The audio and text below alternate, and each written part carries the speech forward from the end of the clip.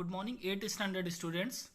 This is the first video of the lesson Coming Home to Delhi, which is written by Madhur Jaffrey. So first of all we will collect some information about the writer. So Madhur Jaffrey, who is she? She is an Indian born actress, food and travel writer and television personality. Means she is actress also, and at the same time she has written so many books on cooking, right? She is recognized for bringing Indian cuisine to the Western Hemisphere with her debut cookbook, An Invitation to Indian Cooking, which was inducted into the James Beard Foundation's Cookbook Hall of Fame in 2006. So this much information is about the writer, and you can see the picture also of the writer. Then what is the backdrop of the lesson? So how this lesson is? So this lesson is like the personal essay, okay? Narrative essay, personal essay we can say. This personal essay reads like the opening chapter of an autobiography. What is the meaning of autobiography? Autobiography means, for example, I have written about my life story. So that is called autobiography.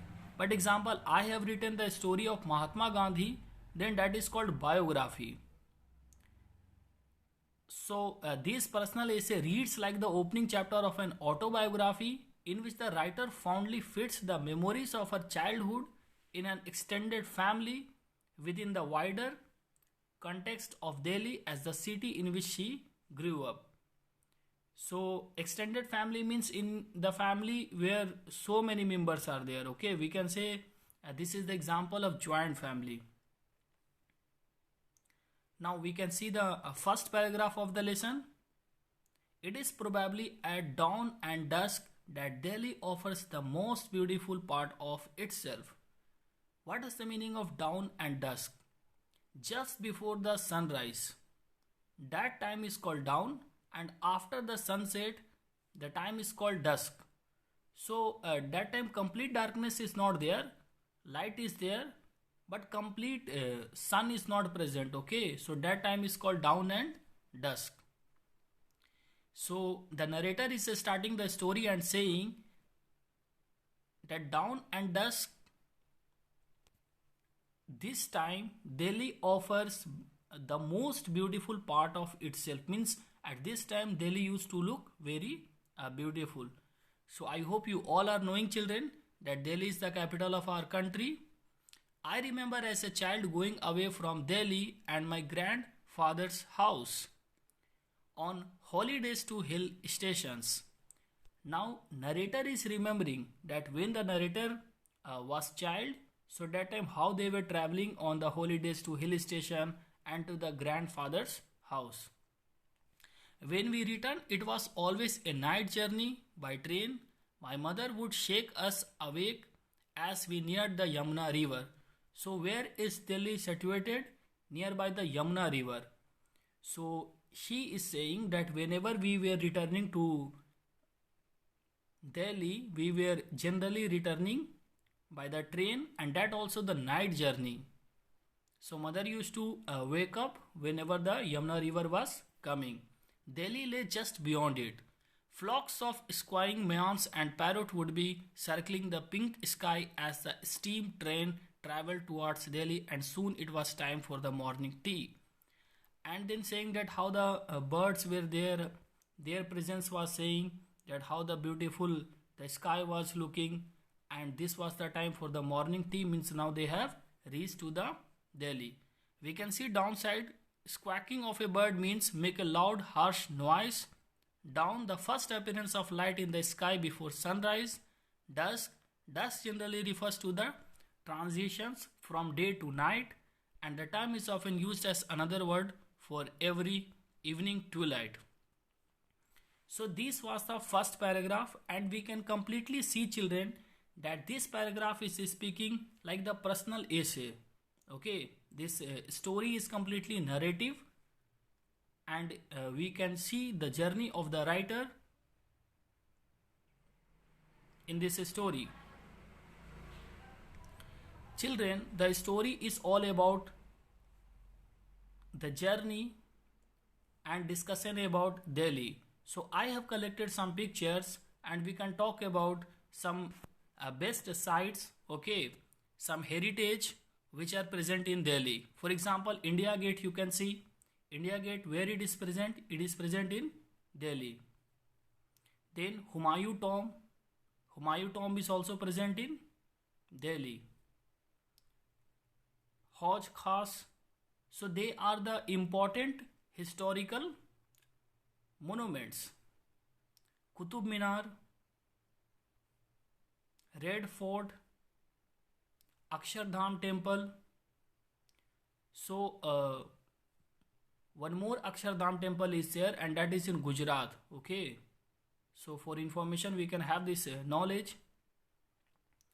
And this one, Lotus Temple, Bahai Lotus Temple, this is also very beautiful, and this is also present where? This is also present in Delhi. Ways to Wonder Park, Jantar Mantar,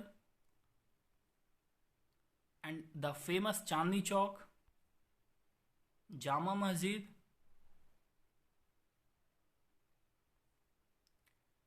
and the Rashtrapati Bhavan. Okay, so you can see how beautiful the Rashtrapati Bhavan is looking now.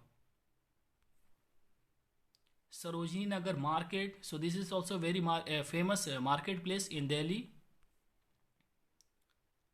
And this one is also famous, and the name is like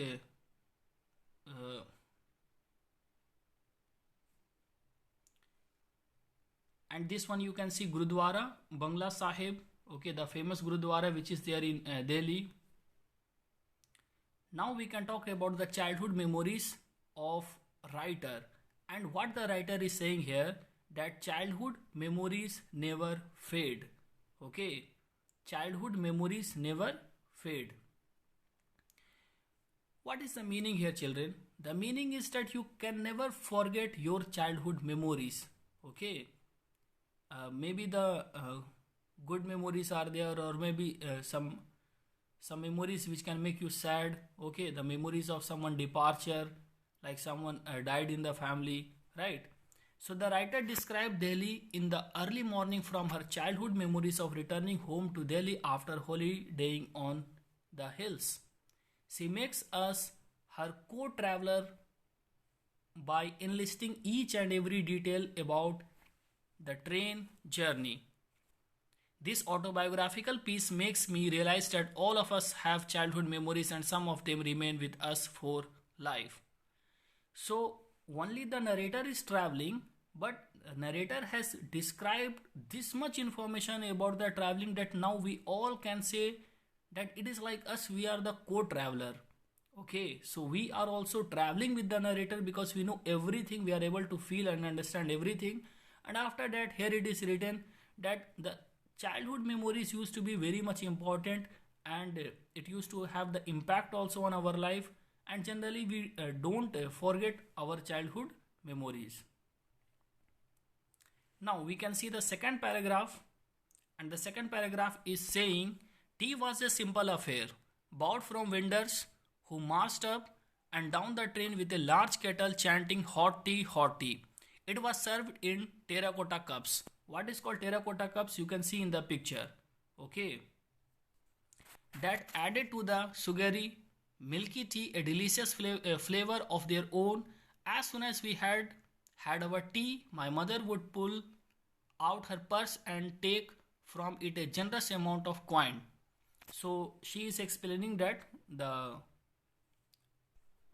person was coming, vendor was coming, and he was asking hot tea, and then the peoples were having the hot tea because this was the morning time, and after that mother was taking out the coins, right?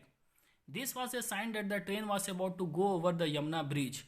But now the mother is taking the coin. Why? We will see, because now the Yamuna bridge is coming. And this was the religious belief that the children were, and so many other people were, they were throwing the coin in the Yamuna river. And if the coin is going in the Yamuna river, then these peoples were thinking that they have got the blessing from the Yamuna river. And if because of any reason the coin is not able to reach to the Yamuna river and it is hitting the washerman, then they are thinking that we have not got the blessing. Okay. So we can see each child armed with a handful of coins would choose a position by a window. We would take one coin at a time and hurl it on the holy currents of the Yamuna. If the coin hit the water, our mother told us we would be blessed. If it hit a washerman being close on a sandy island or the bridge, then no blessing could be expected. We would try to get our blessing as quickly as possible because the approaching city called for our full attention. With the sun raining gold on it, the domes and minarets of the 17th century Mughal capital looked like they might be in a miniature painting. So Delhi was capital from many centuries. Okay, many rulers came and they made Delhi only as a capital. So the Mughal were also having their capital in Delhi only, and here it is said that so many minars are there, so many tombs are there, and Delhi was completely looking like a miniature painting. Okay. Now we can see the question and answer, children. Understanding the text. Answer these questions. Is this text mainly about how the author found Delhi when she came home to it, or about what Delhi was like before she left it? So two options are given. Now what she is observing or what she is remembering. Where does she actually talk about how Delhi is now? Look through the difference paragraph until you find the one in which she does so. So you have to select the correct answer according to your understanding, and then you have to find out from the paragraph that which paragraph she is talking about the present scenario of Delhi. Okay. Now we can see the second question. Let us divide the text according to what the author talked about. Complete the following. So this is filling in blanks and you can try it. And if any confusion will be there, I will discuss then in the class. Third one, you see, what do the children enjoy most during the train journey? So train journey, what the children are enjoying the most? They are having the coins, and the coins they are throwing in the Yamuna river, and they are hopeful that they will get the blessings, right? How does the author describe the sight of the city as the train enters it? So sight of the city as the train enters it, it is very beautiful looking. So like that you can make your answer. The keywords only I am saying. And the last question, you see, the author focus on two things about Delhi's past. One is political power, fourth wealth and fame. What is the other? Where Delhi rulers thinking about their own home just as the author is now doing. What did they miss the most?